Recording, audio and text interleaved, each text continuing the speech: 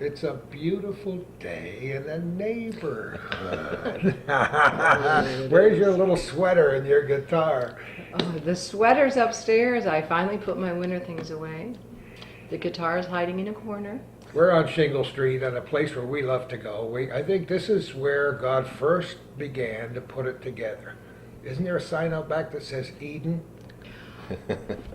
It's electric. You have to have the right eyes to see. It's a beautiful spot, We do. not only a couple of miles from where I live in Morrisonville in the town of Schuyler Falls. Lita Kelly was kind enough to be our hostess for the day, and Neal Burdick, an official handshake. The word is serendipity. I was at a restaurant some months back, enjoying breakfast with friends on a Sunday morning after church, and a lady came up to me, her name was Sherry Barber, and said, I said, okay, are these summonses or what are these? I looked inside and it said, The History of Transportation in the Champlain Valley by Neal Burdick. Submitted to Mr. Shemit's history class at Campus School, Plattsburgh, New York, January 1964. When I was 14 years old. Ha! And I said, I think we're going to open this can up. So I went home and read it. I was very impressed. Wrote a column about it, never trying to contact Neal or anybody else because I knew that they would be coming out of the woodwork. And it wasn't long, Mr. Neal, before somebody sent you a copy of the column, right? Right, my cousin Mary Mason, who clipped it out of the Plain Dealer and of the Press Republican, that's the Canton paper. Yeah. Stuck it in the mail to me. There it was, and it was a total surprise. I hadn't thought about that paper for probably about 45 years. We communicated back and forth, and I found out you folks have known each other for more than a week and a half, right, Lita? At least. Yeah, yeah. We were high school friends. No kidding. Yeah. Even though we went to different high schools, we didn't let that get in the way. No, music kind of brought us together, It did. actually. Yeah, but I didn't know about the music contact until we walked sat in. at this table because Lita is so famous here in the North Country. Never a day goes by when we don't talk about those days. Those days and the guitar picking and the strumming and the stealing of ideas. Neal gave me my first confidence, actually, and my first theory of guitar, and sat me down and said, basically, you can do this, and here's some songs. Gave me this book that I brought back to him this year after so many years, and it had all his handwriting in it and his little helpful hints. I love it. I'd completely changes. forgotten about this, of course. Yeah, so Lita went on to a career in music, and I went other places, but I'm sort of discovering that I enjoy playing music again, and we've had a chance to do it a couple of times. And together. you It's thought been it was fun. going to leave your genes? I did. It doesn't I guess happen it doesn't that ever. way. Yeah, yeah. Except for me. I haven't performed any music since I was 24 years old, since I started the radio business, after performing for years before that. It's funny, that's funny. you know, for a while your priorities change. So go ahead, we'll stop a minute. That shows you how informal this program is. Phone rings, stop the tape, go answer it. Get your good news. Anyhow, it's the musical connection that you had, and now you're back into banjo and 12-string, or?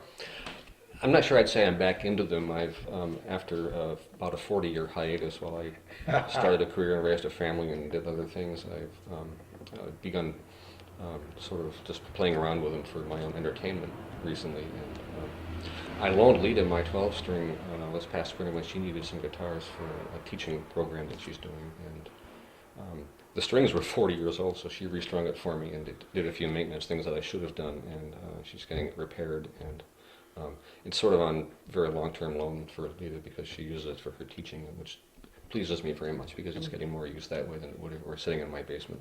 You know, talking about music, of course, is near and dear to my heart because I've spent a lot of time, as Lita has, promoting music in our schools, and here is the most dedicated woman in the world toward imparting that passion to young people. And we know what dedication is all about. That's the place to do it. I'm married to a music teacher, so although she doesn't teach in school, she teaches independently. But So I know what you're saying. That's. You said she got a show going now. She's the co-director of the Grass River Players production of Beauty and the Beast, the musical, which opens in Canton tonight. Now, we're recording this sometime in late July of the Right, yeah. 17th. Tonight being July 17th, right? It runs this weekend. It's a community theater production. No professionals, all amateurs. You get involved? I've done a few things to help out, and I have to be back there tonight to usher. I mean, acting. I have done a couple of things with the community players in Canton. Not very much, though. I've done lights for a couple of shows.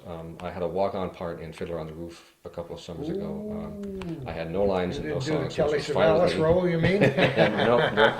I was the obnoxious Russian Orthodox priest. I got to walk Oh, I across love the it. stage and glare at people, and then I That's was done. good. You'd be good at that. With a pillow on. And a big funny hat.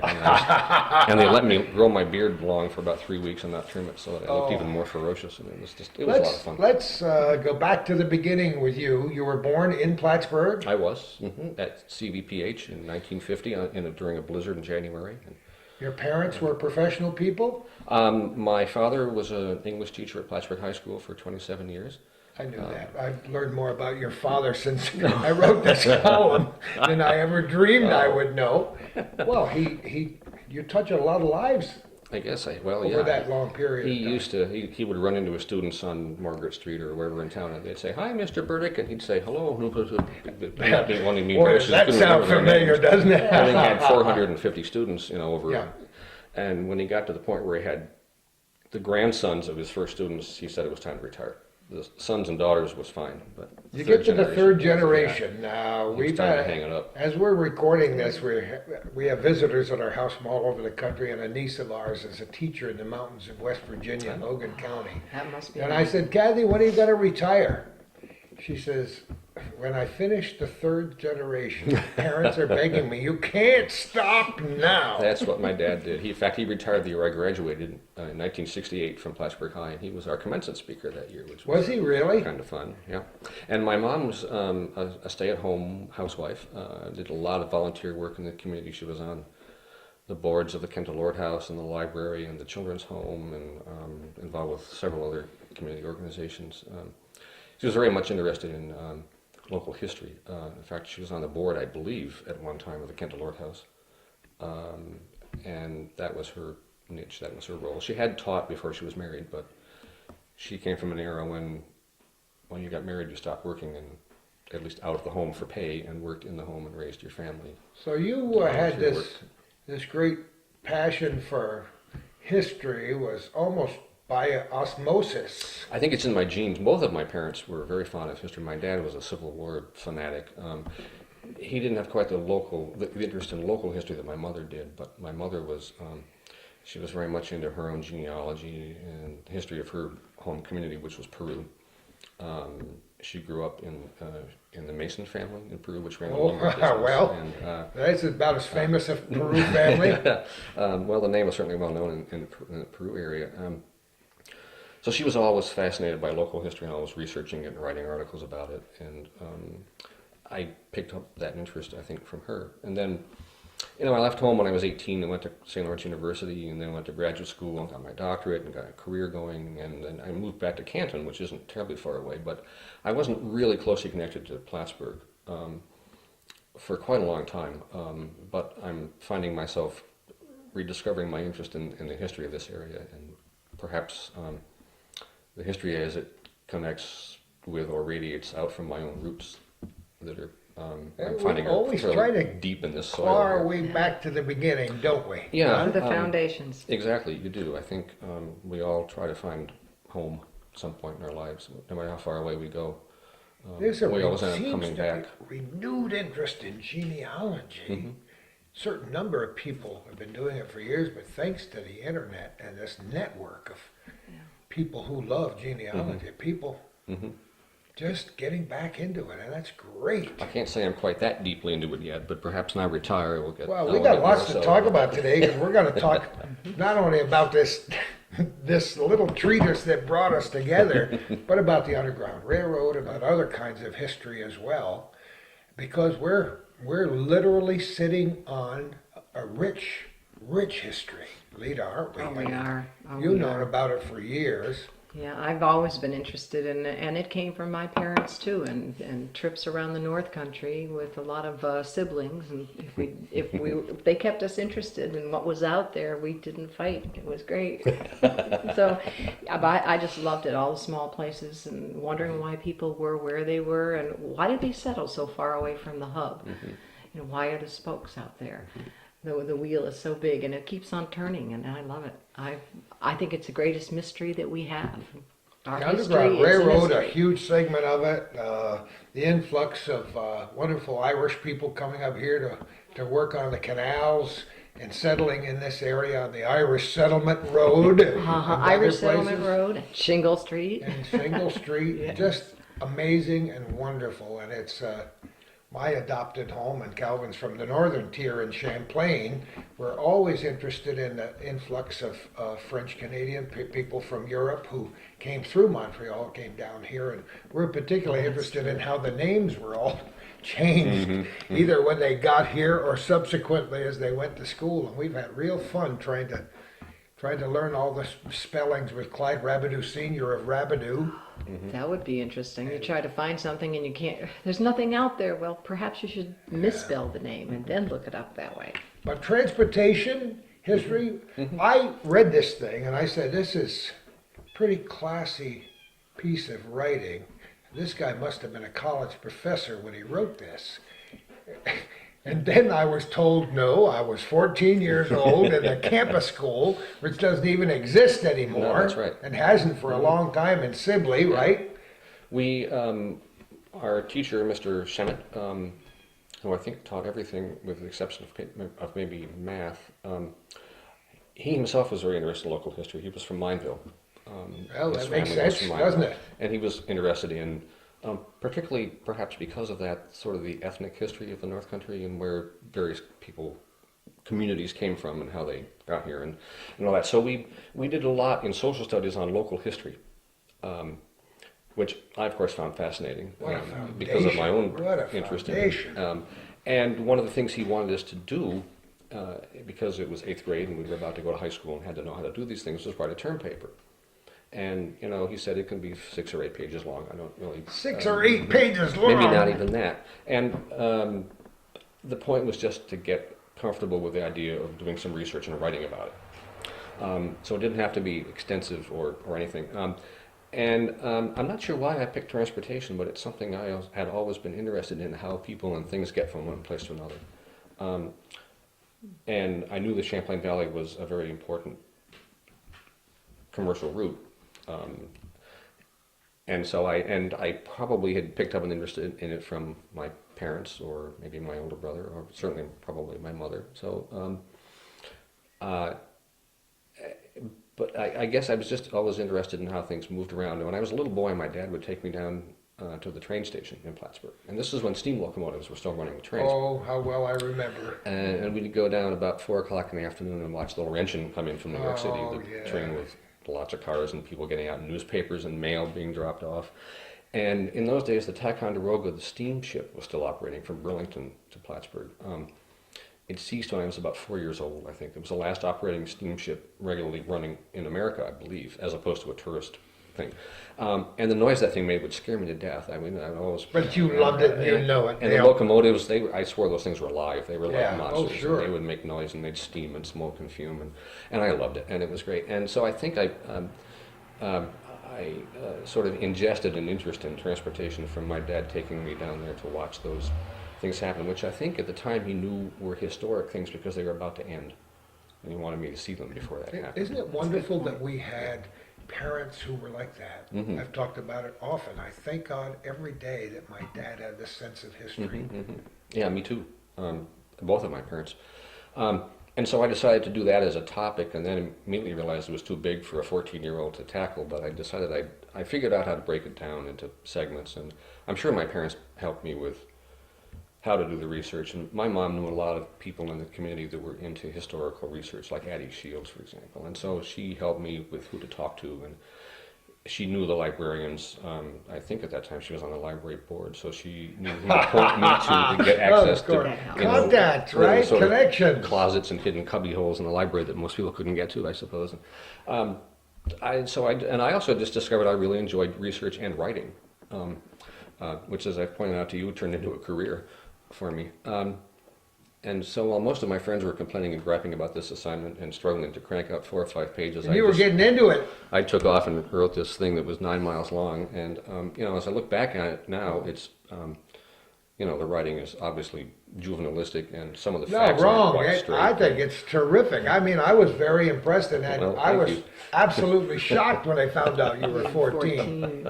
Have you reread the whole thing since you wrote it? After we talked about it the first time, I guess during the winter, I did skim it and thought to myself, boy, this wasn't really very good. But then I realized I was in 8th grade, so You keep I saying guess that. I should stop being so hard on myself here, maybe. You should. Have you ever read this? I was No. impressed. The No. version I got by I'm interested. Now, how it came to me, I have no idea, except that Sherry Barber gave it to me and said it was her mother-in-law, Gwen Barber, had it. And she was a secretary to Howard Marcia. And somehow, she said, I think you should have this, Gordy. And you know me, I love to delve into things like this. My And mother knew some. Excuse me, I mean interrupt. My mother knew some. Interrupt, barbers it's in- your show. my mother knew some barbers in Peru, so maybe maybe the barber person recognized the name and preserved it. I have no idea why these papers are still Ended up- lying around 45 years after I wrote them. Yeah.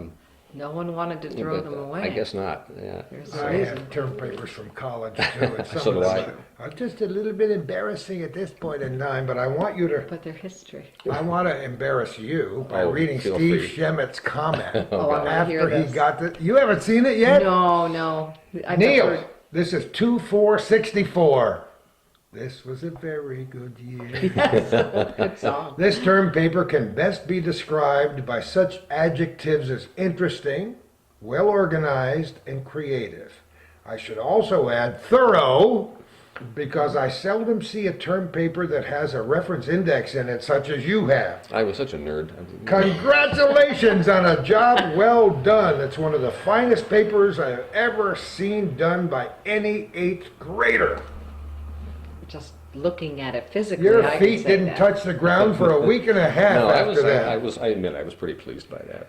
Do you have any idea how long it took you to do this from beginning to end? Wow. It's an ambitious project. No, I don't. I know that I worked on it for quite a while. I like getting into big projects and running with them, but having time to do them right and I like organizing things like that. And Most 14-year-olds start this at 2 o'clock the afternoon the before day it's due. the Yes, day. you're correct. So you worked on this for weeks, I did. obviously. Yeah, I do remember that. But So exactly a how long long I time. can't tell you. Yeah. But you thanked Marjorie Lansing Porter, as we all have Oh, to that's thank right. her for giving us. Yeah, my great mother knew her somehow. So everybody knew Marjorie Lansing Yeah, Porter. if they were I mean, interested in history, they knew. she's an they knew icon her. in history, and That's for sure. And Margaret Hayes, the Clinton County historian at the time, Emma Walter and the staff at the Plattsburgh Public Library. There's a blast are. from the past, and so on. And we shouldn't have to remind our viewers that research was a little bit different than logging onto the internet right, in there was no such thing. 1964. That's right. So you had to actually talk to people. Is that an innovative idea? Yeah, that's right. Wonderful. Nothing like a primary or a secondary resource. That's Or at correct. least you had the telephone. And I There had to were- poke through libraries and archives and things, and instead of looking into a plastic box. You're right. But that's where your great interest really, this probably was where, besides being weaned on local history in your home, this probably sealed the deal for you when you look back on it. I think so. Yeah. I realized that this was something I really enjoyed doing. Not just the content, but the process and the product. Now what, you covered transportation, all aspects. It wasn't just transportation on Lake Champlain. As you said, this was a corridor. It still is a corridor, but I mean, we've had a tremendous fascination with railroads, Calvin especially being from the Rouse's Point, Champlain area, but also Lake Champlain, the planes, the trains, Mm-hmm. and so on. So you tried to cover everything that you could find out about I did. transportation through the Champlain Valley. I didn't mention planes, though. You mentioned those. For some reason, I ignored planes. I guess I don't know. Well, you want to go Maybe they back were- in time. Maybe they were too new. They were too new. Yeah. Wow. You're not Be even... interesting to see what the last date is that you included in there. Well, it might have been 1964, but I But stagecoaches, you know, if I had, Yeah. my brain sometimes spends a lot of time in neutral. But if I had been as astute now as I am, because I'm psyched up and talking with you, I would have brought a copy of a newspaper I have that dates back to 1797, which gives the stagecoach schedules from New York City to Albany and to Plattsburgh and Montreal, Oh, how that long is it must have wonderful. taken how long it forever. took and where you went, and it was, I think, 4 days with fast horses. Wow. But that your first chapter is part one, the development of stagecoaches and their roads. Well, I did try to develop the story chronologically, but also technologically, Yeah. to show how transportation methods evolved through time in the Champlain Valley. But you had to collect all these pictures. Yeah, I don't know where they came from. You didn't go to the library and cut them out. You didn't have scissors in your pocket when you went down there, Neal. I hope not. If I did, we're going to have to edit this part of the program out. But you know, we're talking. You were talking about typing this treatise Just putting when it. I met it. Saw a young girl who was typing a similar term paper in high school, and they had somewhere in the school an old typewriter, and she had never seen a typewriter before. Wow. Yeah, what is And it? she that was an English teacher. Somebody had the old typewriter, and she looked at it and said, "Where's the delete button?" The delete was on the end of your pencil, right, on the the- other end of your that's right. pencil. Delete And was typing teachers didn't like to use the eraser. No. I did this on my dad's typewriter, which was, I think it was a Remington. It was a big old thing. It must have weighed about 10 pounds. And, Oh, yeah. you had Been to there, pound on the keys. I just been don't know I didn't there, wear my done fingers that. off. And you're right, the delete key was a little old thing. You went down to Beamer's bookstore, stationery store, to buy this rubber thing with a little brush on the end. And you'd rub the paper and hope you wouldn't rub through the paper, and then brush off the eraser stuff, and then go back and type over it. And yeah, I must have spent 2 weeks doing just that with this thing.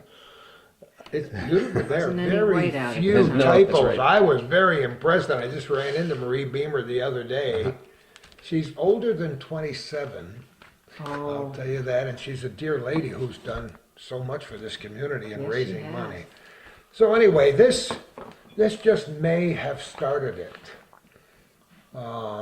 Look, a chronicle of steamboating on Lake Champlain. This was the year before. Another excellent A plus from Dr. Neal Burdick. that's the key. This must have started it right That there. was the Yeah. key. There it Now is. you You have didn't it. tell me you had that stuck in the back I didn't, here. because I didn't realize it. I don't know what that is. Well, I have was, to tell you, your sort of- handwriting was a lot better at 13 than mine is now. it's better than mine is now, too. He even wrote end at the end instead of the dash 30 dash. You see, we left-handers never could write very well, and certainly as we get older, we... Are you also a southpaw? I am. Isn't no wonder. No wonder we hit it off right. That explains That's it, right? You know, even as young as I can remember, I always liked learning about things and reading about things. And, you know, I don't want to say I was a loner when I was a kid, but I was just as content curling up with a book, you know, at my age level, or flipping through the encyclopedia or something like that, as I was to go out and run all over with a bunch of other kids. It's just something I've always really liked to do. But you know what? I say we, and I'm using myself collectively, even though I'm at least 107 years older than you are. We didn't have the same kinds of social networks. No. No, Kids didn't text message each other. that's right, right, How are you?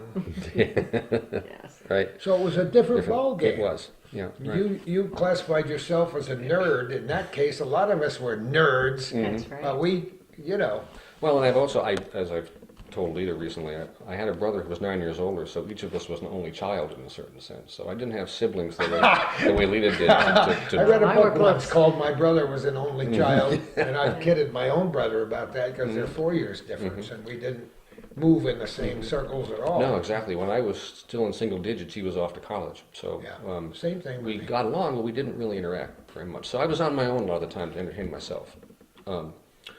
And one of the ways I did that was through reading and teaching myself about whatever I was interested in. And one of those things was really anything to do with local history. History, but music also. When did music start for you?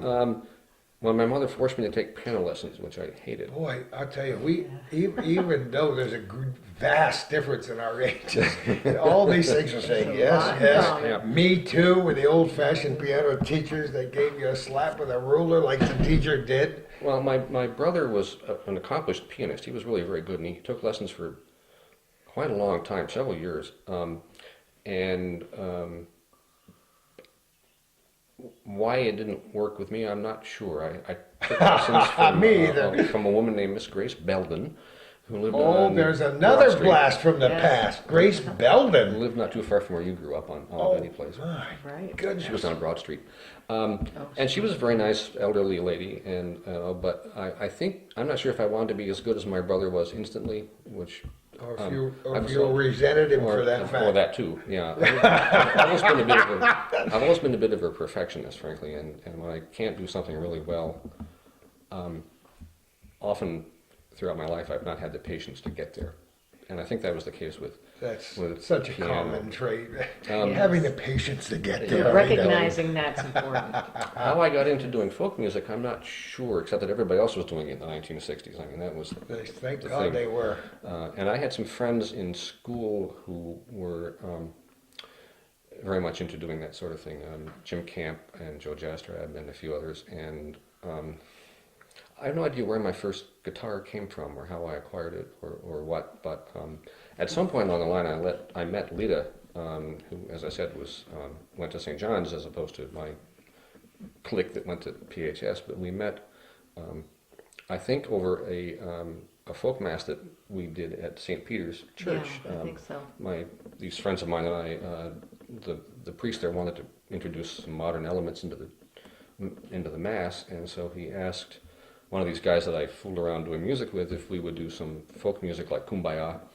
And so we showed up with our Yes. guitars Why and has it banjos. showed up in the political literature of today? I hear that phrase bandied around by people who have no clue what that song was. Really? Oh, it was one of the icons of the... Isn't that It was one of the interesting? icons of the 1960s. Usually around campfires, but we did it in the church, and you were involved with that somehow. or Yeah, other. I did probably the first folk mass in the area. I went to St. John's, and they shipped out the nun that was really talented, and we had chapel every Friday, and she was gone. And then the poor nun that tried to replace her wasn't an instrumentalist, so she tried to keep the singing going with her voice, and she was a mezzo soprano, and high school kids weren't mezzo sopranos, so. I decided I'd heard about it, and so I went to Sister Bernadine and asked her if it'd be possible for me to teach some people how to play what I knew so far, and see if we could put something else in there, some folk masses. So she was very supportive, and she let us do it even if we sounded horrible. We were there, and we got better and better. Yeah, I'm not So sure how I'd good we go to sounded different either. in churches that. and help other kids do How it. many folk masses have you done since then? Oh, quite a few. I had to go. You're still doing them. That's right. I'll go into mass one day on a holiday or something, and there's Lita, and I'm so My excited. I guitar. want to cheer. I think Yeah. that one might have been my first and last. I don't remember, but I remember picking away on my banjo on Kumbaya, and there was this elderly lady there who I think was a very traditional Catholic, and she was giving me this look like, "What are you doing to my church service?"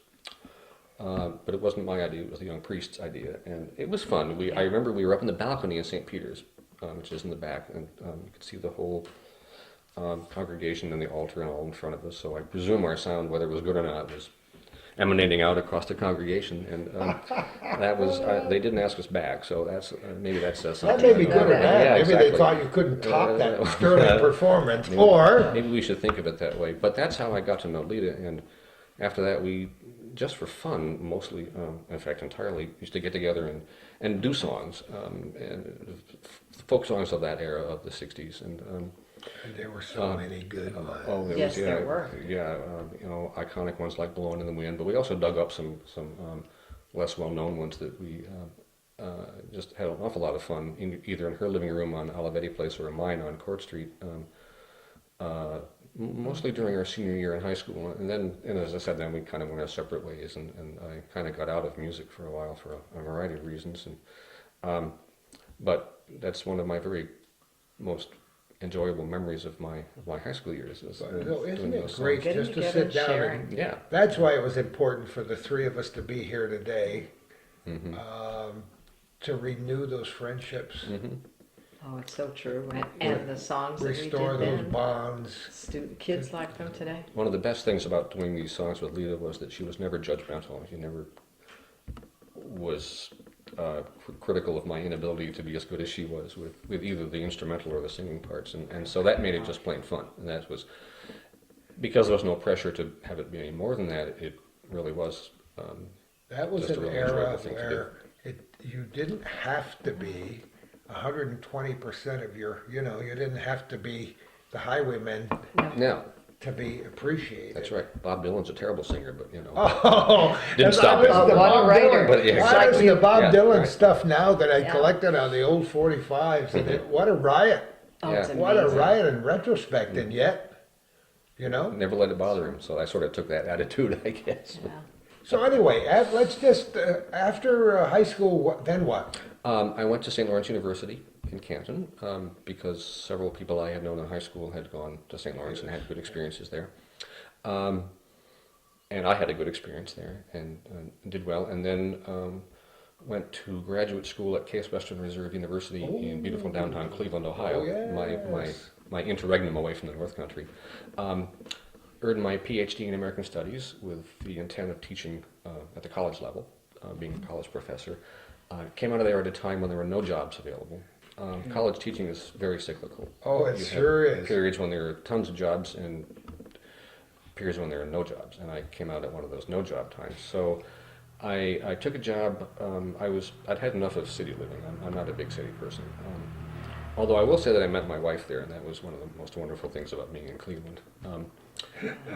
And that's my best memory of Cleveland, I guess. I made other good friends there. I don't mean to disparage my experience, but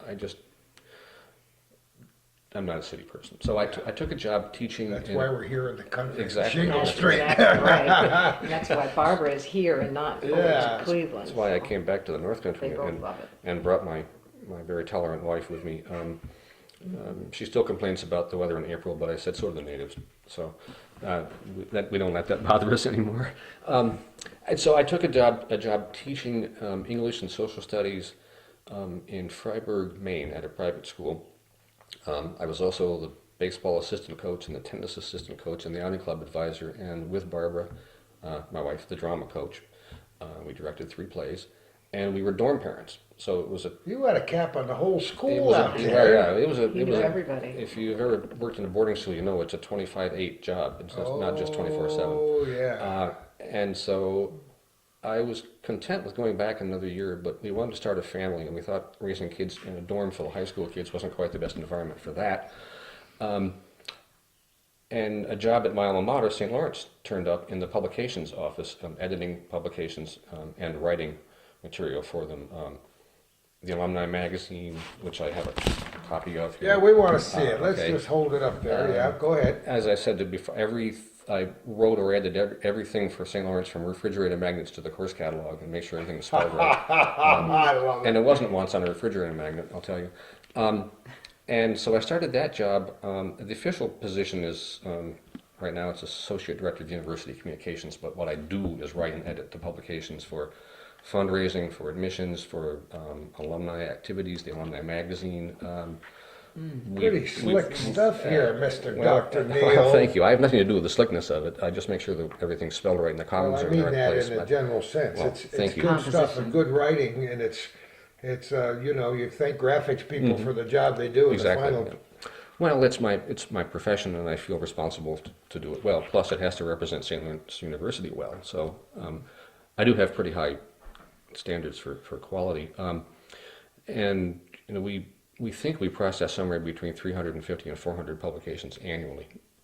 So, All right, now I'm exhausted. and I well, again, just got going out of from ones bed. that take us 15 You seconds got- to move along to the Wow. much bigger ones. And I started there in 1977, and I'm still there. I'm in my 31st year now. I also, beginning in the mid 80s, I began developing a freelance writing and editing enterprise. I think I just happened to be in the right place at the right time and happened to know That's what life the right is all people. about, in case nobody told Well, you that's that. right, Neil. yeah. And that's become almost a second full-time job. And Lita knows this, but just this month, which is July of 2008, I've had 7 freelance projects to work. It used to be 6, but I just added one. Oh, okay. And these involve writing book reviews for Adirondack Explorer magazine, writing articles for Adirondack Life magazine. I'm the editor of Adirondack, which is the Adirondack Mountain Club magazine. This is a great publication, thank you. and boy, there's some real history here, isn't there? Yeah, there is. I just finished editing a book on Adirondack history for a publisher that I work with down near Syracuse. It's a variety of things, all of which I do professionally, and all of which keep me locked to my computer an awful lot of the time. So I have a hard time finding time to get out and go hiking and canoeing, which is Isn't what I that, really it's like also, to do. it's almost the antithesis of what we were talking about before, about being out in the neighborhoods It's kind and of taking ironic, walks, yeah. and then, but that's happening. I know I write and That edit all this happens. stuff about being outdoors, so I don't get outdoors very much. But That's true. Well, what you need to do is invent a special harness that goes around your head, comes down here, so you've got the laptop. we shouldn't laugh. That's probably Waterproof. coming. Yes, But it right. is a paradox. Can isn't it? But we're doing this So- almost in the great out of doors on Shingle Street. So your interests are multifarious, at least, and yeah, I guess. global Mhm. at best. You've That's a good way to put it. Yeah, Yeah. I've, and at the same time, we've, as I said, my wife has been a music teacher for a period of time in Canton's school system, but primarily independently, with piano students and with preschoolers in a classroom, sort of in a class type of situation. And we raised 2 great kids who are both out on their own now. They're all, I say, they're both. My son is married, and he and his wife are residents in medicine in Boston, and my daughter is also in Boston and about to start graduate school for school psychology. So, That's like a giant magnet over there, yeah, isn't it? Yeah. And so many people I know from here who either Seem couldn't to get a go in. job or hmm used Boston as a stepping stone. Well, the great thing is we can see all of them in one trip. It's perfect. You're That's far not enough a bad away idea. Yeah, yeah. Oh, Close that's enough. To, So you're pretty happy in your skin these days, I Dr. am. Neal Burdick. Yeah, I am. That's great. It's a pleasure to have you here. I want to Thank talk about some of these other things. What are all these things here? Are these things you brought? These are things I loaned to Lita.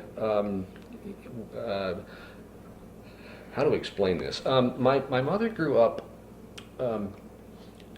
Let me start that again. My mother was a descendant of one of the Quaker families that settled the area called the Quaker Union, which is between Oh, Peru how and Keysville. familiar on we the back are, road. most Um, of us. She was from the Keys family, which No kidding. which became the Smith family at some point, and she herself was a Mason. But anyway, so her personal heritage, which I inherited, is of the Keys family, which settled that area beginning in the late 1780s. No wonder you're interested Yeah, in. yeah. What a fascinating history down there. And this is Stephen Keys Smith is my great-great-grandfather, and he was an Oh, agent on the wow. Underground Railroad. I was impressed when he sat down. I'm not sure I can even leave this table when there's we're a lot finished. in there. Oh, And That person. I think, again, because of my mother's influence, and historically, and because of where we were in 1968 with the war in Vietnam, and young men of my age having to figure out what to do about things like whether they would go to war or not, I discovered I was a Quaker. And I've been a practicing Quaker ever since. So that's connected Isn't me. that fascinating? That's connected It me is. even sort of in another dimension to my roots in the Quaker Union, and has informed my interest in the Underground Railroad. This is a memoir written by my great-great-grandfather. This is one written by my great aunt, who Make sure you get enough commas and greats really, in there. yeah. Lita may have to straighten me out on this because she studied this as well as I have, but I think she was the wife of his brother. Yes. And one thing people did in those days, particularly the Quakers for some reason, was to write memoirs. And so each of these did these late in their lives. And Stephen Keyes Smith's talks a lot about his, growing up in that area in the early 1800s, hearing the cannons from the Battle of Plattsburgh, which the Quakers as pacifists were opposed to taking part in. And then in his 40s perhaps, or maybe his 50s, and his 50s I guess, being an agent on the Underground Railroad and sequestering fugitive slaves who, because we're very close to Canada, were at a very perilous point in their journey to freedom. As you well know, the barn that was on his farm is still standing where the slaves were hidden. So he talks about caring for them and transporting them north. Well, this is 1866. That one. I'm talking about The other one is this 18, yes. a little bit later. This was a very interesting woman. She, Quakers from their beginnings have accorded women equal sort of authority or position in their society with men, which was a very radical thing.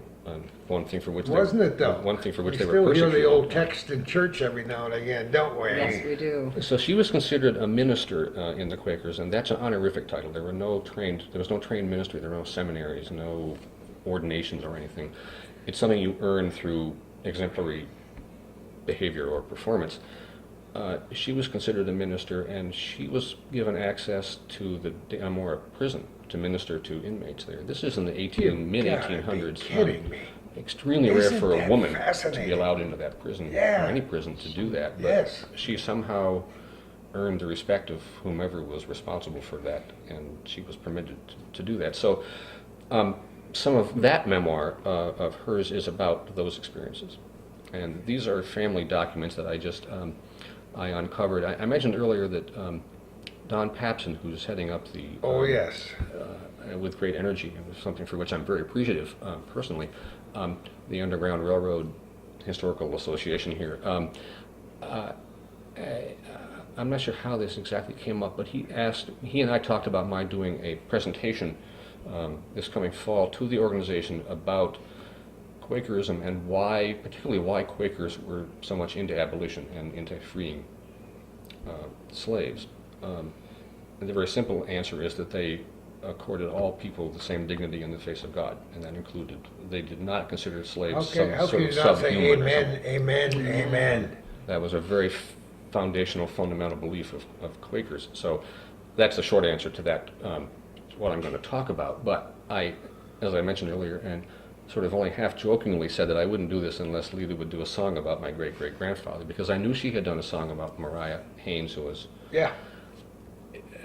involved with the Underground Railroad and the whole thing, and I had heard her perform it and thought it was wonderful. And so Don said, okay. And then we had to ask Lita if that was okay. What's he going to say? No, you can't do it. Right. Come on. So I've had to produce all sorts of documents and material for Lita, so she'll be able to learn about my great-great-grandfather in order to compose this song. And so that's why these documents are here on Lita's kitchen table right now. I was just so delighted to have They're them on loan here, as long as you need them. because I write and think about connections all the time. And you know, if you just go past the surface soil, you find all kinds of connections. The people who are viewing this program may not have been to that part of Peru, may not have been down to look through the old Quaker cemetery, may not have looked longingly at the outside of the old Keys homestead and wish they could get inside to have a tour, as I've done several times. You probably have too. A long time ago when I was young, I was not a tour, it was a family reunion, I think. I have five yes, of generations course of my it would be. ancestors lived in that house. Yeah. It's not in the family anymore. But I'm pleased to see it's being very well cared for, and I'm grateful for that. And they wish they had so much more money to restore it completely, but they're doing a little bit at a time, and I love that place. It's Oh, yeah. beautiful. It's a and gorgeous it's place. thanks to them. Yeah.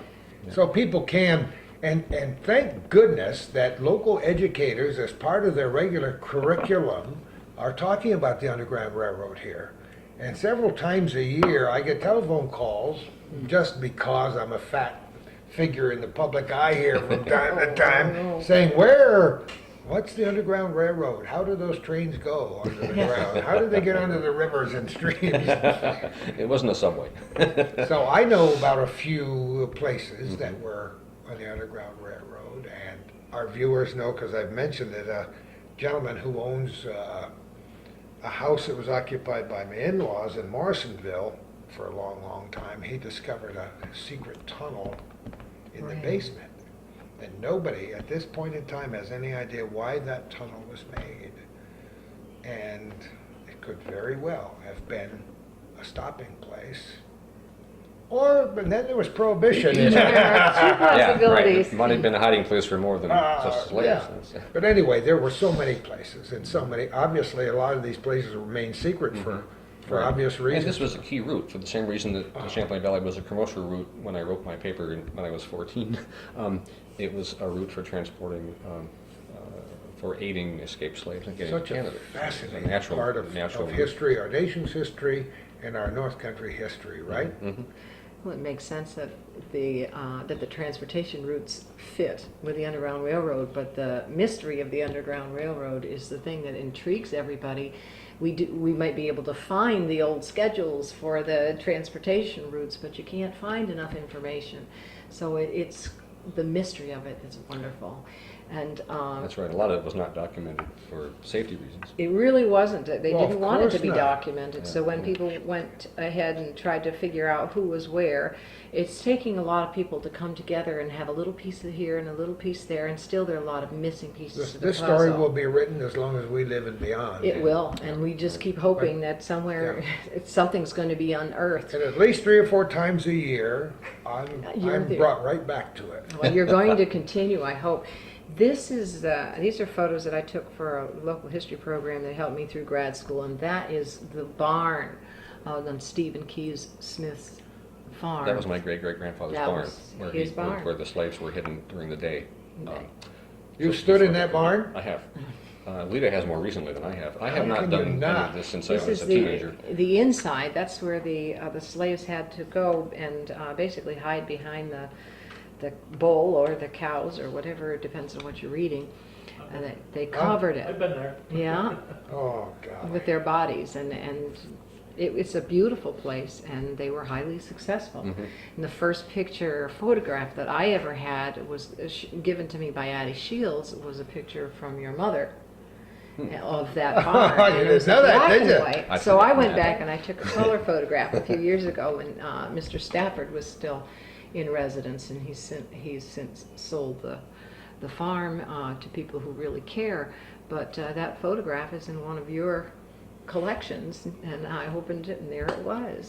So Mrs. Burdick was making certain that people realized that that was an important station on the Underground Railroad, and she was willing to talk about it, and I can't imagine that it didn't rub off on you. Oh, I'm sure it did. And thank goodness for local historians who don't get paid very much money. These are labors of love in all these North Country communities, especially in Peru, where the Allens are just working so hard to preserve this history and try to scrape together enough shekels to have a little historical room and have a few artifacts, and people bring their old things they find in the attic. And Could you imagine if we had not a farmer's market, but a unification of artifacts where everyone brought everything to one common area, all documented and there, or put a little question mark on the ones you don't know and let everybody see them and find them. The things that would come out of the attics around here would be amazing. It's incredible. Neal, you wrote the history of the Quaker Union. I You were did. pretty young then, even 1971, 37 years ago. That was a paper. It's lots of similarities to the transportation one, I guess, but it was a paper I did for a course on American religious history at St. Lawrence University. Same typewriter. Yeah, I think it was. Probably was. I remember Could have been, typing you know. I typed it when I was home for spring break. You know, when everybody else went to Florida, I came home to Plattsburgh and sat there and typed this You were paper. certainly deprived. It was Wasn't so I, though? hard, Wasn't wasn't it? And the professor wanted us to do a paper on some historical aspect of any denomination of our choice. And I chose the Quakers because of my own personal Of course. connection to it, and I picked the history of this local community for my genetic connection to it. Yeah. And much the same story. I spent lots of time doing research in the archives at the Feinberg Library at Plattsburgh State, Special which is collections. where all the records of this Quaker community were kept on microfilm. We had moved up technologically a little bit by that time, 7 years after the transportation paper, and talked to many descendants of the people who lived in that community, one of whom was my mother, but others as well. And again, had a lot of fun digging around in archives and literally digging around on the ground in the cemetery and finding out about. So the paper is about my own history as well as the community's College history. professors love things like this. They do, yeah. In retrospect, I'm sure you can appreciate that. Partly because this was not. Pretty fancy paper, too, I would say. It was easier to erase it. Oh, how well I know. The onion This brings skin. back many memories for me. My professor did like it, I remember, because he said it was not just repeating stuff out of the book. It was actual primary Yeah. research and interviews and poking around in archival records. And some of the records of the Peru, it was called the Peru meeting of the Quakers. Well, Quakers they don't didn't have churches, actual they have churches, meetings. they had meeting Right, houses, right. yeah. But I said they were on microfilm at the Feinberg Library, but some of the actual documents were there. Were there, and Hand- still are. Handwritten on whatever Yeah. paper they had available in 1840 or 50 or 60. So I was able to research those, and that was a lot of fun. Again, because my ancestors kept turning up, and Well, how can they Keeses or not? Smiths or Hoigs or Maccumbers or Harknesses or Hallocks. They were all related to See? me. These are all names that I was Even looking at my own Hallecks? DNA here, and so Your ancestors trod Halleck Hill? they did. Yeah, they came to that location as a community, which is something that Quakers typically would do. They came as a group, and the Keyes family was huge. There were several siblings, all of whom had their own families, and the Harknesses and the Hallocks and some others who were part of the community in Dutchess County, New York, and the Hudson Valley. They all came together as a unit to set up this community of like-minded people near Peru. And so they all intermarried, of course, and their names turn up on everything, on Halleck Hill and on the little community of Harkness and on some roads and Keysville, of course. But that was just their nature. And so all of these, to go to a place as with the intent of creating a community, which was not an exclusive community. They never prohibited others from living. Henry DeLore lived in the Quaker He community, did, he and absolutely he was did. not a Quaker. Yes. A tavern keeper lived in the community, and the Quakers were very much opposed to alcohol Oh, drinking. boy, I so guess they they avoided were. him. But the road to the Union at the time was the main highway until Route 9 was put through. So a tavern was needed to feed people and perhaps as a stagecoach stop. Tavern had a different exactly. connotation Right, than it does right. now. So it was not an exclusive, like a gated community, what we'd call Yeah. today. But nevertheless, the fact remains that many of the Quakers in the community intermarried, and many of them are my ancestors, and their names turn up in the cemetery now. One of the reasons that the community dissolved after 4 or 5 generations is that they ran out of people to marry each other and married out of No, I out love of the it. group. Come on, that makes perfect And then sense. moved does make west, sense. and that was sort of the end of it. Those who were left were incorporated into the Peru community. The area now is, of course, it's just a farming area, but there were one time 500 people living there with stores and 2 meeting houses and an academy, because Quakers put a very, very strong Academy emphasis on had a education. different meaning than it does It now. was. It was too, basically a primary school. Yeah. But it was called an academy. So when I was doing this research, as I said, I kept tripping over my own DNA all the time. Don't you and love finding it? more and more I about love it. Good way it. to put it. And I told Lita earlier, I do that when I walk into that cemetery now too, because every other stone is an ancestor of mine. Isn't that great? And now that I It know is. that, I'll go back. And Kay and I have spent so much time in that cemetery really? because Okay. of its tremendous It's, charm and history, and in old cemeteries everywhere we go. Mm-hmm. But it's not such a maudlin thing when you think about it, is it? No, they have a huge story to tell if you can sort of understand what you're reading on them, and have some sort of hints about how the names connect with each other. Sometimes you can deduce that from the stones, but other times you need other documents or a guide or someone who knows. We went Some of the back a history few of it. days ago and took some photographs and went. Did you? Yeah, looked at the tombstones and were disappointed that some were face down, but also. It's very hard, yeah, isn't it? It There's is been some very hard to vandalism, see yeah. that. And these are my people too. I don't like that. Well, Yeah, I when don't Clyde mind. Senior began, we kind of tracked along with Clyde Rapidu Senior Oh. because he did all the cemeteries again I didn't know that. and spent how many, Great. Calvin? 3 years doing it. Wrote a series of books to upgrade the McClellan papers. Where the McClellans had done this in the 30s, 40s, and into the 40s, and he went back. And we traipsed through an old cemetery with him. He had a mirror, Mm-hmm. and he would, Good idea. because you couldn't see the stones, and he would reflect the sunlight, so it would be like a giant spotlight. And That's he a great would get idea. on I his saw hands that. and knees or lay upside down, Yeah. trying to write down. And he tried to chronicle every single tombstone in this county. Oh, that's He's amazing. an amazing guy for, like you are, for details. And guess. talk about a perfectionist. And he's written a huge number of books on family histories, mostly his No, own. he's a good writer. Well, this Quaker burying ground would be, that's what they call them, not cemeteries, would be particularly challenging because, as my paper explains, in their early years, Quakers, because of their belief in simplicity and sort of not being ornamental or ostentatious, didn't mark their tombstones. So there are some stones in there with no markings on them. In later generations, they began to do things like just initials and maybe a death year, and then later they got a little more ornate. My great-great-grandfather, Stephen Keith Smith's tomb has all his name, dates, and everything on it. But the point is, for the early ones, it's very hard to do any research based on what you find on the stones, because in some cases you find nothing. And I didn't realize until I looked at a clipping that Lita just showed me that there are apparently possibly some slaves who perhaps died during their Underground Railroad journey No kidding. in that cemetery, and their graves, if they are there, are unmarked. No kidding. So that's a tough cemetery to do research in. Yeah, we were wondering why there were so many open spaces, and perhaps it's because of the slaves that are buried there. It could very well be. I'd never known. No one had ever told me that before. There are also military tombstones and, of course, flags for soldiers that are buried there. But there's a beautiful, perhaps, stone that was fashioned by the government to put there to honor them in the American Revolution or whatever. And in front of it is the very simple, irregular almost, piece of stone, which would be the Quaker headstone. So they have. On the same grave. We're thinking that they have both. We can't document that, but in looking at it, you go, why Well, did they that's have this beautiful, out of place headstone, and then there's this? Well, perhaps they're being honored by both factions.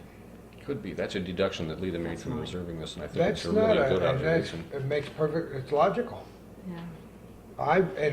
Next time we talk to Clyde, and we try to catch up with him once every year or so to see what research he's been done, because he's traveled from St. Louis, Missouri, to the far corners of the earth looking for rabidus. Mm-hmm. But he's also been to every private, personal, and public cemetery that he could find within this entire region. So I want to ask him, what did you do when you went to the Quaker cemetery? Did you try to do rubbings when there was nothing written Yeah. on the stone? It's a tough one for a researcher. Well, I took my digital camera and took a close-up of some of the tombstones to see if we could figure out what they said. But by zooming in on them later, I could make them even bigger. And I found some interesting drawings. It looks like some graffiti on one, and it's not Quaker. So, Yeah. but the way to More find meaningful. out what was there was to take that photograph and bring it home and zoom in Well, with the thank camera's God we're vision. in a digital age where you can do some of those things to Yeah, enhance. Yeah. exactly. So what else did you bring, Mr. Neal? Oh my goodness! Well, Come on, we're trucking here. I brought a couple of poems that I wrote. Did you really? And had published. I didn't know if you wanted to look at 14 those. North Country poets, and you called it Northerly. The publisher did. That's not my. That's not, publishers do like to put strange titles They on do, it. yeah, I've got a right. book of ghost stories coming out very soon. It'll be published by Mm-hmm. North Country Books called Ghosties. Oh. That was my choice, and whether or not they'll continue that title, I don't know. Well, this. I pay considerable amount of money for a good logo. Yeah, right. So Stay I hope better. I want to see a copy of this when it's done. Oh. This, the person that published this, John Brillhart from Watertown, put out a call for anybody that wanted to submit a poem for this collection he was putting together. And I don't consider myself a poet, Gordy. I do it as an, We're all as poets, an exercise. you know, whether you like it or not. And, you know, Well, maybe some of us. Sorry, I keep That's doing okay. that. Noah John Rondo was a poet. He Oh, was yes, a he was. famous North Country hermit. So. Well, I'm not sure I consider myself a good one then, but I do it as, what I tell people is I do poetry the same way an athlete does a workout. I'm a professional writer, so I do it to hone my skills, to sharpen my muscles, the muscles up here. And every now and then if somebody Huge likes thick something muscle in my head too. It's far different from yours. if somebody ever likes something I write, then I'm pleased, but that's not why I do But that's the poetry. a But, very healthy way to approach it. And What's it's, your favorite poem in this book? Oh, yeah. well, Yours. the first one, I guess, which is my own, but That's what I mean. They're all. Oh, I thought these were all your No. poems. Oh, no. these are. I submitted a couple of poems to this. This is mine here. To this fellow, and he. I guess I have to question his sense of aesthetic judgment, but he chose one God. and published it in this thing, Jesus. and then said he was going to do another anthology, and then ran out of money, so he never Oh. did. But because you're never going to make money publishing a collection of poetry. And isn't it sad? We need to rediscover poetry. I think so. Besides I Dr. think so. Seuss. I agree. Okay, I want you to read it for me All right now. I will. Unless you know it by heart. Well, almost, but not enough that I can get away with it. It has no title, and I should say that I wrote it while trespassing in a private cemetery near Saranac Lake, New York. And if the owner is watching, we'll talk later. But it just kind of came to me as I was sitting there. So like Emily Dickinson's poetry, it has no title, but I consider the first line perhaps to be the title. If anybody who hears this and thinks of a title for it, they should please get in touch with me. There's one floating around up there somewhere, and I just have to grab it and stick it on the poem. All right, so this is how it goes. The mountains will be there still, long after you and I are gone. Do not try to understand. Bears will prowl the berry patches, loons sing their siren songs and dive in silken ponds. White pines birth cones and die, shag moss live a century on icy wind-raped peaks. Lightning spears will shatter nights, snow quilt sleeping woods, sun-warm brook trout eggs, trillium blaze the forest floor, fiddleheads unfurl, milkweed disperse its feathered young. Stars will flash their ageless eyes, northern lights embrace and weave, moonships dance on darkening lakes, ridges hold their silhouettes against all sky and space, far above the tallest graveyard stone. The mountains will be there still, long after you and I are gone. Do not try to understand. Ooh. I don't know what tempo we'd use when we put it to music, but I don't know, but it's beautiful. I Neal. actually That's- proposed to Lita that she Yeah. do that one time. Oh, so you much know. in there. Yeah, that's wonderful. So how? Thank When you. was this book done? Mid-90s, I think. Yeah, I see now it Yeah, says roughly. 14 North Country poets, not 14 North Country Oh, yes, poems. right. There are 14 of us in there. Okay. And I brought along another one. This was published in Blue Line, which is a Yes. literary magazine published out of Potsdam State. We're all familiar with the connection too. Okay, good. Oh boy, I hope we are. Yeah, we do And today. this one, I had the. This is a Blue Line anthology. This is a collection of the first 25 years of material from. It's a once-a-year publication. So this is a collection of selected pieces from the first 25 years of Blue Line.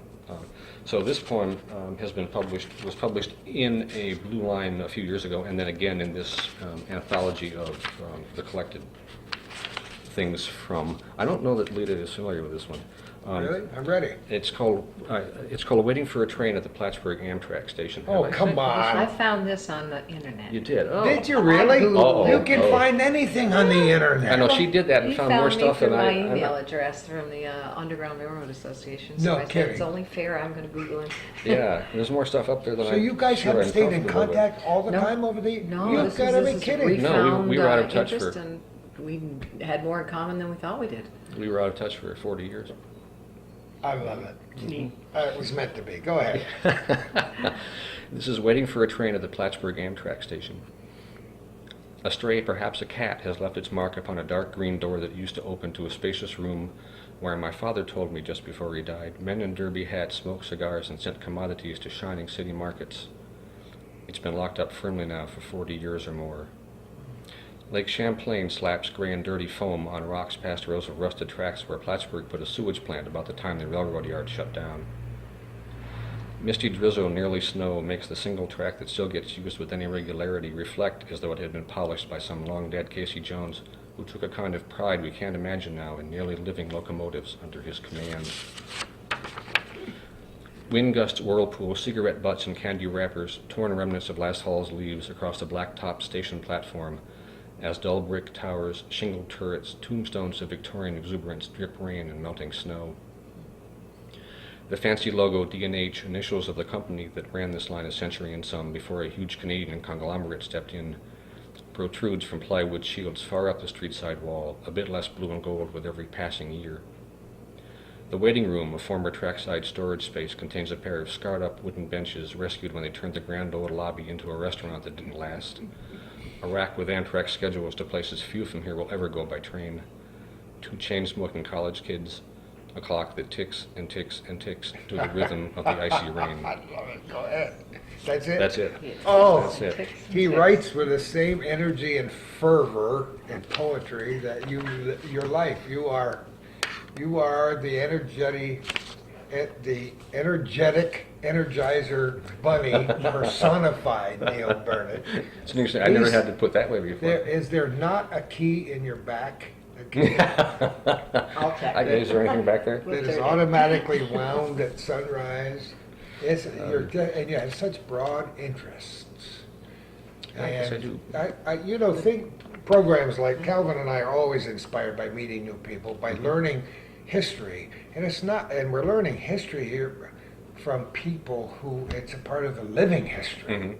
Because it's you. It's like stumbling over your DNA. That's a line I'll never forget as long as I live, and I'll steal it at every You're welcome to it. every opportunity that I I can. haven't copyrighted it yet, so it's all yours. So is this your mother's stuff? It is, yes. That I loaned Lita while she's working on her song about my great-great-grandfather. That's exciting. A lot of, What's in here? You've seen it more recently than I have. What's in there, There's Lita? some old photographs and they're primary photographs. They're Oh my goodness. in the sleeves. Come on. There are little gemstones in there. You have. Oh to my look. goodness, page 1. If this guy is Stephen Q. Smith, he's my great-great-grandfather. That's the Underground Railroad agent, but I'm not sure if is that. Samuel Smith. Sorry, wrong one. That was. Oh, That's that all was right. one of the other Smiths who decided. Yeah, that one of them, the This many is the other. place they wanted to be. This is Stephen Q. Smith. Oh There my. it is. Oh, now there's a Quaker. See, that's where I get the beard from. There's a Quaker. You may not live long enough to develop a beard that cold. No, You got to shave your came mustache close. I anyway. came close when I was the Russian Orthodox priest and the fiddler on the roof. My- These are wonderful. My daughter Elizabeth came home from that Halleck performance Smith. and said, "You're not my father." Look at some of these pictures. I'm way too old to be this excited. He was a guide. See who he guided through the Adirondacks. Fitzgreen Halleck, Virginia's mother's great uncle, born in Keysville, fought the Civil War. Later a guide in the Adirondack Mountains for the Webb family and for Canterbury. Dr. E.L. Trudeau. Yeah, he was Dr. Trudeau's personal guide. Oh. And I have a pocket watch that Dr. Trudeau gave to him, and on the back is an engraving of the William Seward Webb estate down near, sort of toward Old Forge, Nehasani. Yeah. But Dr. Trudeau gave the watch with the Webb insignia to my whatever relative he is Oh guide my. The guide. when he was no longer able to guide in his old age. And your mother collected these? Notice that. Yes, this is beautiful my home? mother's The home, scrapbook. yes, of course. That's where the Peru Community Center is, now the church's community Right center. there on the corner. Right there. And that's where we'll do our Stephen Key Smith and Quaker presentation on November 8th, right? Oh, We're hoping. Oh, okay, that's not definite yet. Okay. so your mother died in 1998? Yes, about 10 days after the ice storm. Well, there yeah, you so go. that might not have done her in, the stress. She was in poor health.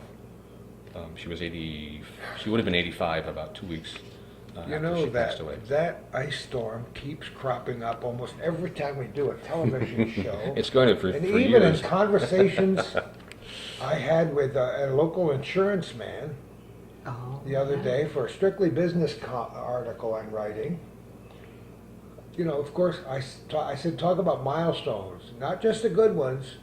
So the ice storm. The ice storm. Of course, first insurance time it's companies mine. paid out so much money. Ooh, that's right. Nobody in the insurance business got a bonus that Oh, year. wow, I mean, yeah. you know, you can imagine. My mother was in a nursing home at that time, the one across from what is or used to be OLVA on Catherine Street. Yeah. And so my dad was living by himself in our family home on Court Street, which is now a law office. And he had in-home care. And his care provider, very wonderful woman, when the storm hit and the power went out, she took him to her home on Margaret Street and moved him into a spare room with her and her husband. Got it. Isn't And it? basically took care of him until the power came back and they could get back into, because we had no other, I say we, my parents' home, there was no other, it was electric heat, so there was no other source That of, was it. of heat, and they obviously couldn't stay in the house. So that was a little bit of North Country kindness extended to Thank God. above and Well, beyond you the know, Call of Duty. There I mean, was she North was- Country kindness Was that we don't even ultimate. know about Yeah, that it happened was- sure, it was during all that over the time. place during that Neighbors time. helped neighbors in ways. I mean, you know, Calvin got thousands of feet of video I bet. that's Oh, never yeah. been on television. Really? This is uncut, unedited. He Oh. knows where it is too, I bet you, don't you? There's a special. It's never been on television.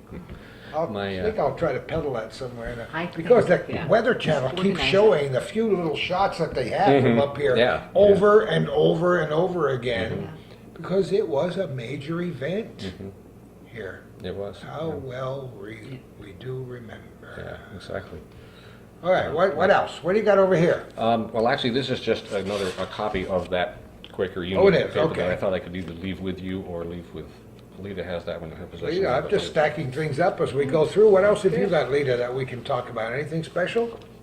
Well, I found some articles that documented tours, and these are young people. Heaven knows where they are now. This is back in 1985, which was when I started my local history residency, and Are these pictures this was all by my husband. by David? Yes, a page by Dave. Who hasn't made an appearance on this show yet today, but he did greet us in the Yes, yard, oh, so yeah. he's an official It's member like- of Hometown Cable now. That's right. So it's that's the Keys homestead, and we've had some tours. I've gone on tour with some fourth graders from Peru, and we were able to go through the house and get the history of the house and look at the as again, and the word mystery comes through of the room that's you can't have access to except for Yes. one place, and you just wish that all the pieces of all those puzzles were there, and someday perhaps they will. I have some pretty interesting ghost stories about this house, which we won't talk about today. Oh, do but you? In Oh, a I private would love moment, that. I'll All right. share those with you. Yeah, please do. Those ghosts may be my ancestors. And probably are. And they're very interesting costumes, I might add. And they do kind of float around right here in this Where those area children where were. the children were. I'm certain they're enjoying. See, your ancestors, Enjoying it. they keep They're coming there. back. That's right, yeah. Right, in more ways than one. I But guess. you know, as I talk to both of you, I realize how important it is for the people who teach local history in the schools to learn about the Underground Railroad, learn about the Keys history and about the Quakers and about all the other spots, because a lot of these teachers don't know as much as you do and you do about where these spots are. I mean, I've had people come to me, Gene Pellerin is a perfect example, when Yes. many years ago he was digging a hole for a garage or something and discovered a hiding place for the Underground Railroad. Oh, my little. And the newspaper ran out there, and That's a map of his, of what they found, the archaeological department from the college. so I said to found it. Gene, as he showed me the newspaper article, and you preserved that, right? So for history? He said, no. I filled it in, built my garage. That was a typical. He's dead and gone now, so I can talk about him. Yeah. He might not know what he was looking at. Well, they had a clue at the time because the newspaper did a big article about him when they. Yeah, they found according to what Addie had explained, they found a 12 by 12 underground room in a field nearby, and a horse went lame on it, and so they found it because the top had shifted. Yeah. So he knew there was something there. Oh yeah, he knew. When he was landscaping and went and found air underneath something hard and under his ground, he went to the right place. He went to the college. He was I'm smart. surprised that he didn't just turn over that dirt and have the spirits of those people come right up and greet him. Oh, Yeah, And they- I might tell you, just to titillate you toward the end of our interview, that Okay. he saw a ghost in our house as he was doing some remodeling for us. Hmm. I'm not sure that it didn't that's shorten who's his saw life it. by a Well, few weeks, but These ghosts here might come and visit him at night sometime. You know, Wouldn't that you be never know. I had interesting? a feeling. Do you have the North Country Anthology book that I? The North Country Living North Anthology? book? But Yeah. Beautiful. so what are you doing right now in Canton? You're editing. Yes. A lot of writing and editing. That's right. I have my position at St. Lawrence University and the freelance writing and editing that I do. I like to get out and recreate as much as I can, but I don't have as many chances to do that as I'd like. That's the extent of it. At some point I'll retire from my St. Lawrence position, but I hope to keep up Oh, the you're freelance still a- writing as long you're as still a young as guy. long as my brain is. Like I said, I just interviewed Dysfunctional. Frank Irwin, who goes to work every day at age 86. So I've got a you ways to can't go yet. slow down at all. Take out my bookmark. And I'm doing things like that. You don't have to. Remember. I have a good book. Yeah, bookmark. I'm What doing- is this? I'm doing things like this too. This book was originally, it's called Living North Country, and it's a collection of essays about people's perceptions of living in this area. And it was initiated by a professor friend of mine at St. Lawrence University named Natalia Singer. And at some point in the process, she asked me to be co-editor with her because she was not from the North Country, and she wanted someone to work with her on the book who was from the area and knew some local writers and sort of knew the local atmosphere and local milieu. So we ended up as co-editors of it. It was published by North Country Books out of Utica That's where my maybe book will about be 10 years published. ago or That'd be so. good. And it is, as I said, just a collection of essays by some of them by professional, I should say by experienced writers. Well, some of them are professional. Others by people who had never written before. We just put out announcements in local papers and radios and put posters this in is bookstores very and things, recent? and said, please send us, about 10 years ago, and said, please send us your essays about what it's like to live in this region. And we got some wonderful stuff. Not all of which we accepted, of course, but some material, again, was by people who had never written a thing in their lives, but were inspired by what we were asking for to tell us their memories or an experience they'd had It's wonderful, isn't about it? growing up in this region, or what it was like to live here, or to come back here. We're or- jealous of this part of the country. Mhm. And we spend a lot of time on Hometown Cable, with this program and with the others that Calvin does, is in promoting this area as being special on so many levels. And every time I sit down at a table or walk through the woods or interview a senior citizen who was born and brought up here and hear the stories, I'm further, my image of this place where we live is further enhanced by all these stories. It's And not I well don't know known. why. I suppose other people who live in Oshkosh have the same feeling Sure. about their neighborhoods. Every place does. I don't think the North Country is necessarily unique in that regard, but it has uniquenesses about it.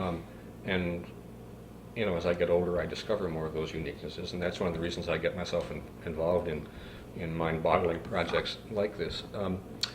It's partly because my roots go back many generations here, so I have a kind of a spiritual connection to it. But Yeah, I guess also you because, do. I think wherever I lived, I would be interested in the area that I'm in and its history and its character and what it's all about. So, I think this region is not well known in the country.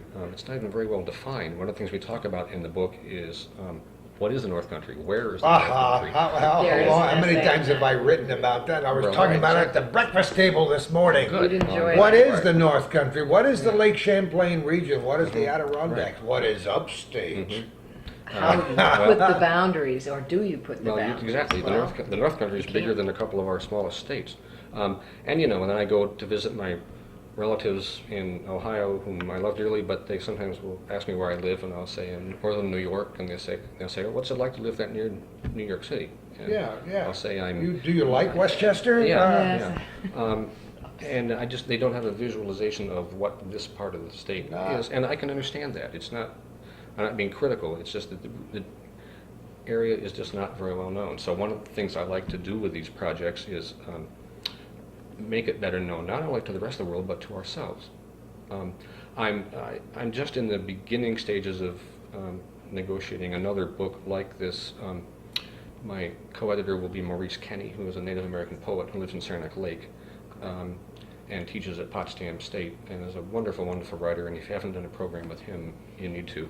Get him over here. Yeah, he's a wonderful person to talk to, and so he and I are just beginning to start to think about talking about how to get another This book might going. be a chapter 2, Think about that Could be. in the future. But what you say just rings true, and I'm sure everybody is singing the song along with you, because here we are trying to enhance the image of the history in the North Country, talking about the Battle of Lake Champlain or the Battle of Plattsburgh, and competing, the quadricentennial year for Samuel de Champlain is coming up, and we're trying to take our little piece of it from the lower Hudson Valley and trying to let people know the Battle of Plattsburgh. This Battle of Plattsburgh, the Battle of Lake Champlain, is so little known outside this region. you don't find it in we many high can't school even history convince books. people that it had any significance at all.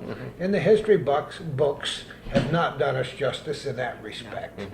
And we're kind of jealous about promoting this history for tourism and economy, and for the sheer sake of, like you said, having people appreciate. Well, the more you delve into it, the more you find a lot of neat things. I mean, the milk bottle with the sealable cap was invented in the North Country. Nobody knows that. And I don't think in any of the writing I do, any of the books I do, that we're trying to sugarcoat the fact that the area has problems. It has shortcomings, the same as every place, but it also has a lot to be proud of, and a lot to tell the rest of the world about, as does every other place in the world. So that's maybe because my own roots go deep here. I take a lot of pride in my association with the North Country. As even do we all. Yeah, well, and I'm it's sure. important for us because we have the ability Yeah, your roots to go share deep that here in too, ways and you do that too. people And, can truly understand. We have at least another chapter on this show to talk about, and we'll continue in just a moment. Yeah, we can't cover. It's a song called That's- Mariah Haynes. Oh, I'd love to hear it. A song about a slave. She came up here at age 4. She belonged to 2 Melanchthon Smiths. One was a judge, one was his son. There's a reason. But she was freed by a wonderful Quaker woman who was the second Melanchthon Smith's second wife.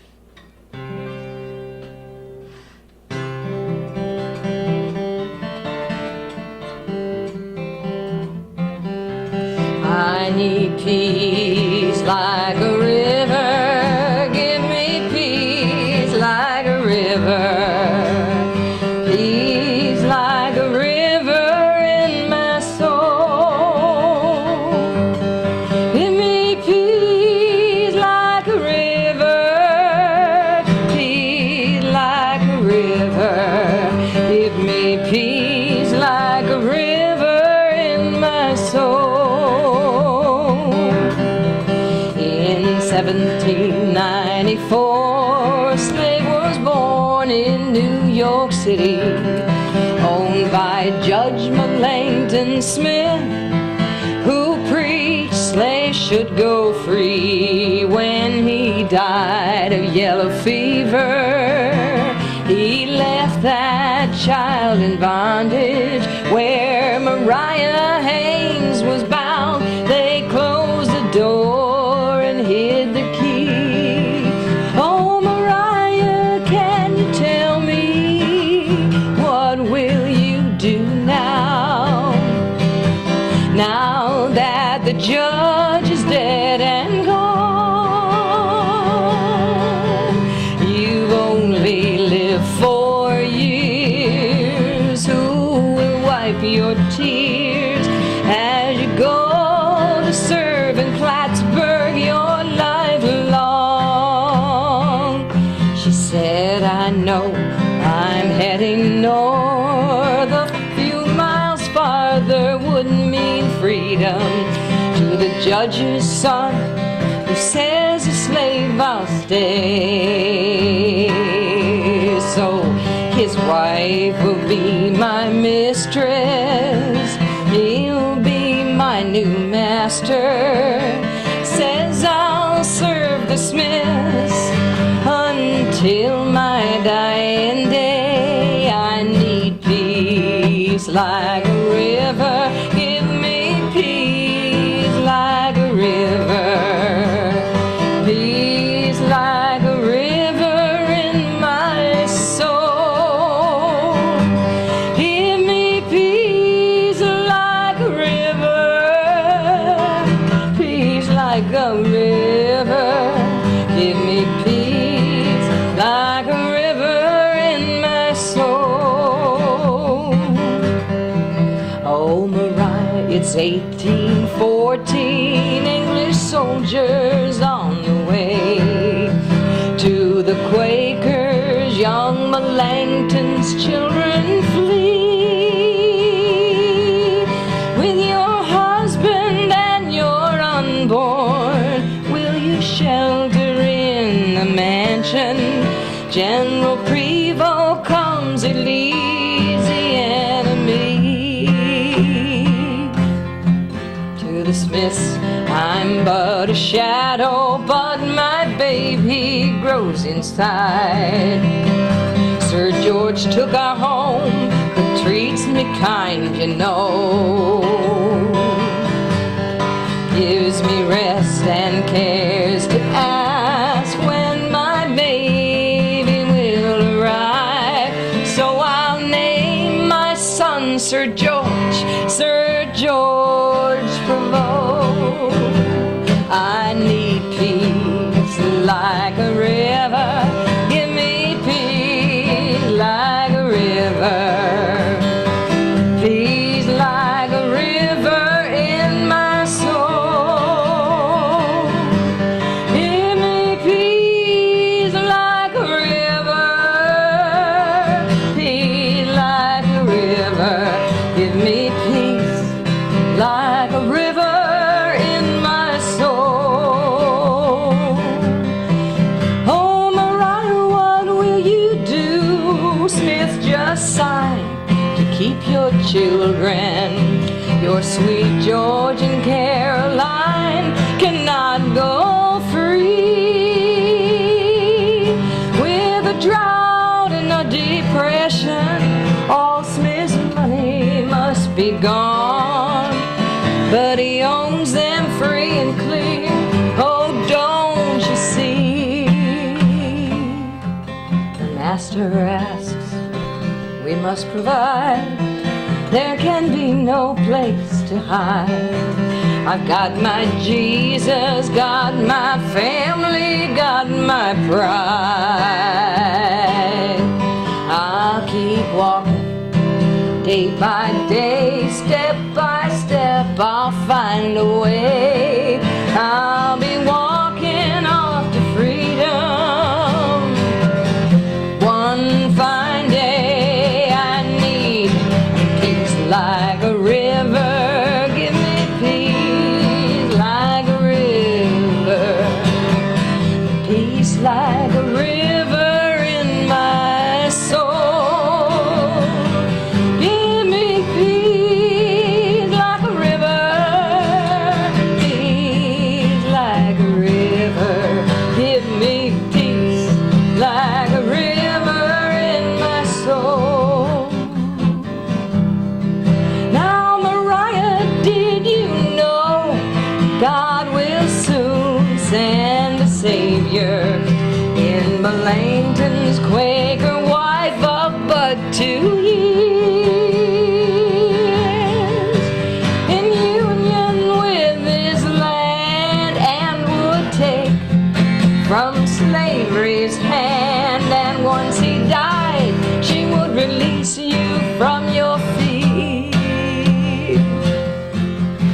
said I asked the Lord to guide me, to show the path of freedom.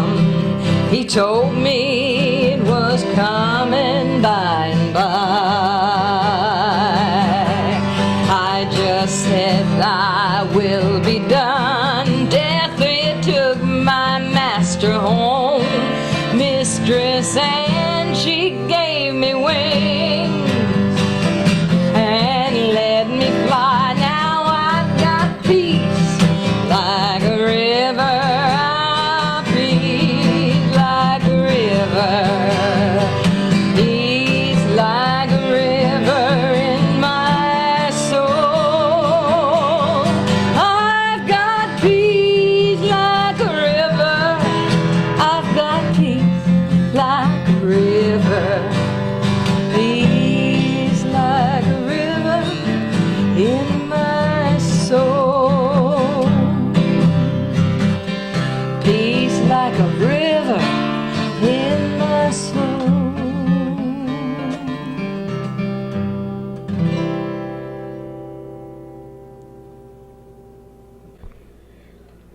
Absolutely, just fantastically beautiful. Nothing less than I would have expected. I thank love you. the song.